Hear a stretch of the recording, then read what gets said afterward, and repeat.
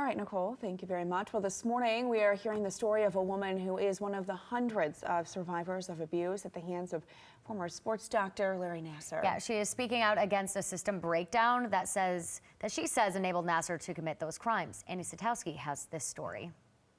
That woman's name is Larissa Boyce, believed to be one of the first female gymnasts to tell then MSU head gymnastics coach Kathy Klages about questionable treatments she received from Larry Nassar more than 20 years ago. She says her claims sadly never made it to police or administrators at MSU, telling me that if Klages had taken action, she and hundreds of other women wouldn't have the same stories to tell. She truly enabled him. Vivid memories for Larissa Boyce, 1997 at Spartan Youth Gymnastics Club, sitting down with Kathy Klages, questioning uncomfortable treatments by Larry Nassar. She sat down and said, well, I can file something, but it's going to cause a lot of trouble for both you and Dr. Nassar. Klages never filed a police report and didn't tell Larissa's parents. Larissa says all these years later, she wishes she had gone to anyone else. I did not want to talk about it with anybody after that night because I felt so humiliated and embarrassed and, stupid for even bringing that up. Guilted into silence, instead questioning herself. I mean, he was the gymnastics doctor god. And continuing her treatment. At my next appointment, he sat me down and asked me about it, talked to me about it, and I apologized to him. I said it was all my fault, all a big misunderstanding. I'm so sorry. And then, I hopped back up on the table and he continued to abuse me. The abuse continued for more than 4 years, even after Larissa stopped doing gymnastics. I lost all joy in the sport. I felt like I was in trouble every single time I went to practice.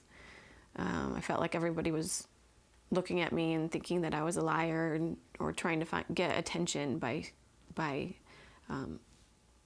saying what I said. Confusing, buried pain until 2016, when another survivor, Rachel Denhollander, went public with her abuse allegations. Even then, it took Larissa months to come to terms with the truth. I'm still processing it. It's hard to, after 20 years of believing that I was thinking of it wrong, 20 years of believing that this was medical treatment. In January, Larissa, along with hundreds of other survivors, showed the world they wouldn't be ignored any longer. I am letting go of the hold you had in my mind. I am releasing you to God and His judgment. You are in His hands now.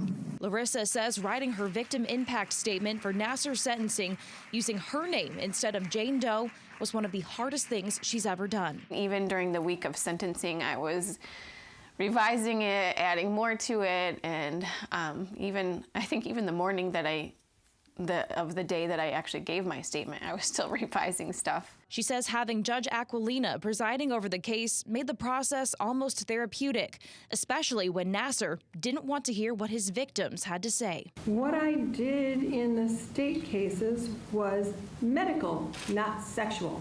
Hell hath no fury like a woman scorned. It was just, are you kidding me?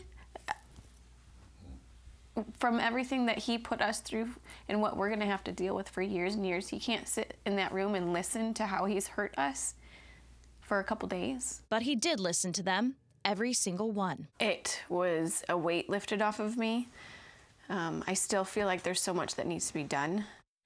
I also spoke with Larissa's family about the roller coaster they've been on for the past 2 years. We'll hear from them coming up later on this morning. Now, Klages ended up retiring last February, one day after being suspended over the way that she handled a team meeting the day that allegations against Nassar went public. We did reach out to Klages' lawyer. He says that he cannot comment on any pending litigation, which does include several lawsuits. In studio, Szatkowski, Fox 17 News. Well, a well-known business